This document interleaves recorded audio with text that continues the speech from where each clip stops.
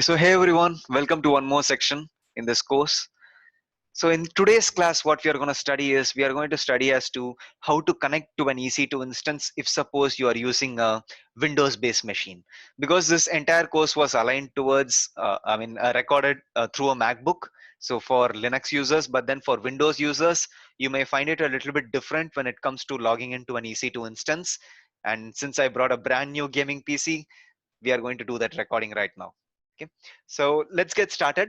So I'll be creating an EC2 instance, and then I'll be showing you as to how to log into it either by using one of the SSH tools. You can either use MobaXterm, which is free for 11 hosts that you can connect to. You also have Putty, which is being used by everyone. I don't know how it's pronounced. It's sometimes pronounced as Putty. Some people call as Putty. So I'll go with Putty. Okay. So let's get started. So the first step is to log into your AWS console. So I've already logged into the AWS console as a root user. So you guys should already be familiar about how to do that. So the next step is what we are going to do is logging into the EC2 dashboard. So let's go ahead and click on EC2 from under compute, or you can find it under services over here. Click on EC2. So let's get started by creating an EC2 instance, that to a Linux instance, not a Windows instance, a Linux instance. So over here, let's click on launch instance and click on launch instance. So it's going to take you to the page where you need to choose the AMI.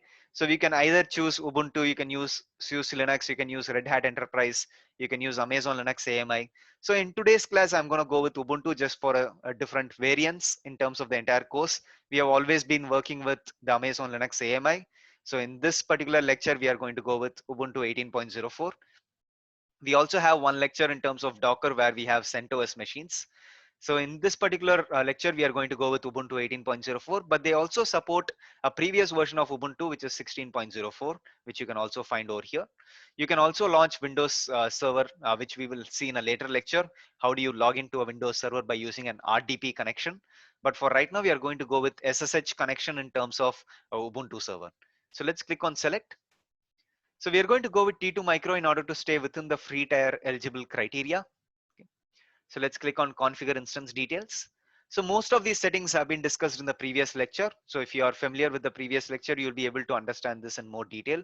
So it's just that nothing, we are choosing our network related configurations, which network we would like to place it in, whether this instance will get a public IP or not. And in this case, it will. You can attach any IAM roles that you would like to your instance in order to access any other AWS service. The shutdown behavior is stop right now. We are running it on a shared tenancy because we are not going to pay anything extra in order to have a single tenancy for ourselves, which is with dedicated host or dedicated instances. And in advanced details, you can always enter any kind of bash script that you would like in order to do any kind of bootstrapping right when the instance gets started. So we are going to leave all of these settings as default and start with only one instance. In terms of the storage, we are going to go with 8 GB of storage, but you can always see that the volume type can be general purpose, provisioned IOPS or magnetic for the root volume. For any additional volume that you create, you can always go with cold hard disk or throughput optimized hard disk. Okay. But for this particular use case, we are just going to go with one root volume with general purpose SSD with 8 gigs of storage. If you are under the free tier, you can always get up to 30 GB of EBS storage or magnetic storage. And again, we are not going to use encryption for this volume because this is a pretty simple lab. The delete on termination flag denotes as to whenever your instance is deleted, would you also like your volume to be deleted? Okay. So let's go to add tags. I'm just going to add a new tag, call this as Ubuntu server.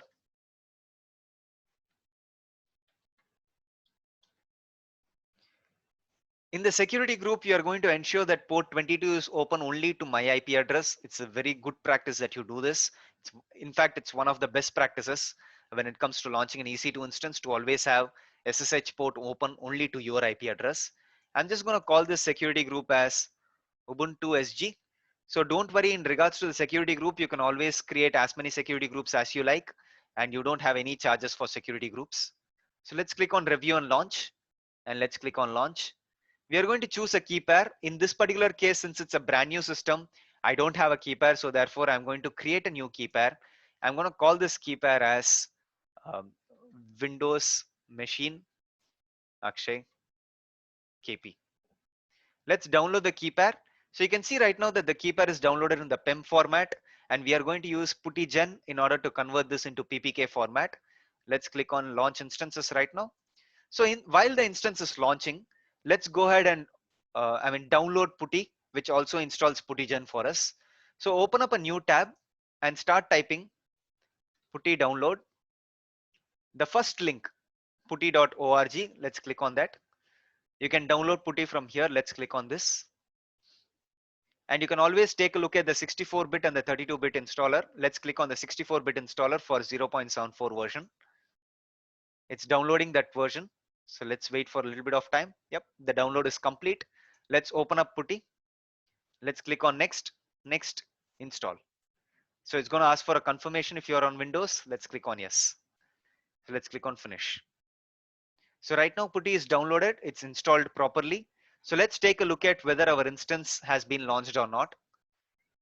So when you're in your EC2 dashboard, you should be able to see that your instance is up and running. It's in the initializing state for the status checks. Let's give it some time until this status check comes to 2 out of 2 complete. In the meantime, let's open up our PuttyGen and convert the PEM format to the PPK format that you can use with Windows based machines. So if you're on a Linux based machine, it's very easy for you to just do a chmod 400 on this key pair and automatically use your terminal in order to execute the SSH command in order to log into the Ubuntu server or the Ubuntu machine that we had provisioned. But since we are using a Windows based machine, it's a little bit complicated in the sense that you need to do 2 or 3 steps in order to log into the instance. So the first step would be to launch PuttyGen. So let's click on the Windows button and let's type PuttyGen. We do have the app open. So once PuttyGen is open, let's click on load. Let's go to downloads folder. You will not be able to see that file over here until you choose all files.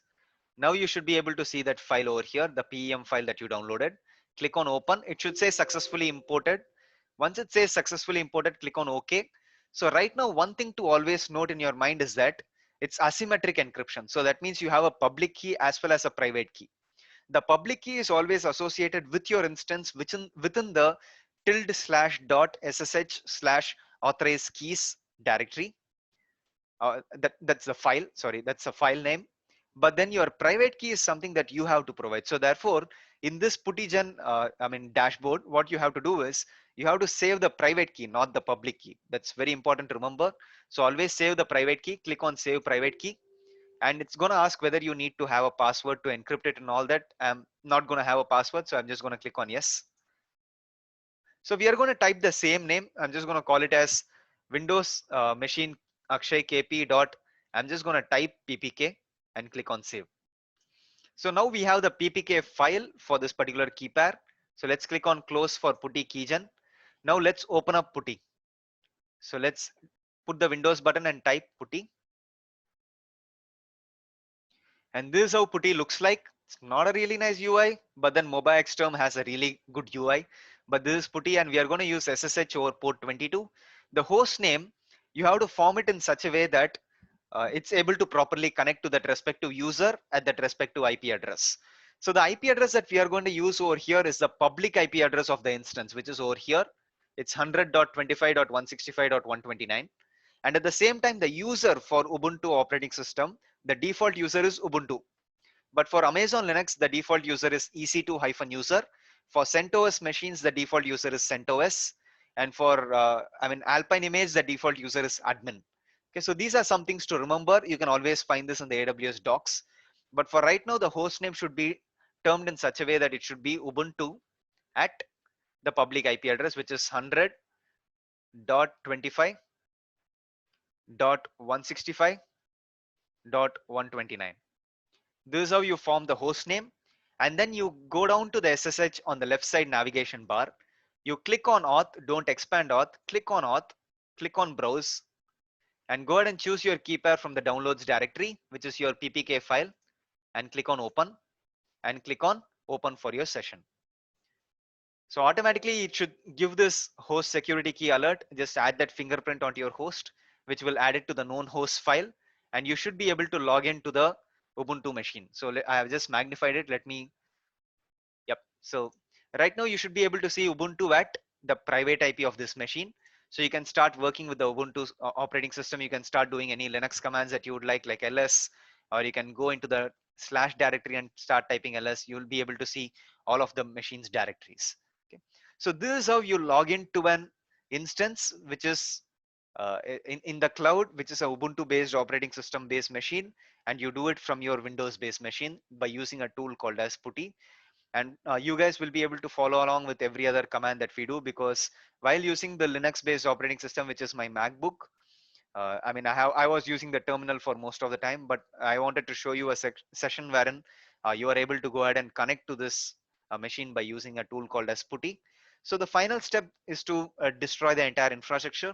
So close PuTTY, close the session, go back to your Ubuntu server, click on Actions, Instance State, Terminate, and click on Yes, Terminate. Okay. So that's it. We are done with the lab. So I hope this was pretty informative for you as to how to install PuTTY, how to log into a Linux-based machine by using the tool called as PuTTY from a Windows-based machine. Okay. Thank you guys. I'll catch you in the next section. Stay safe and take care.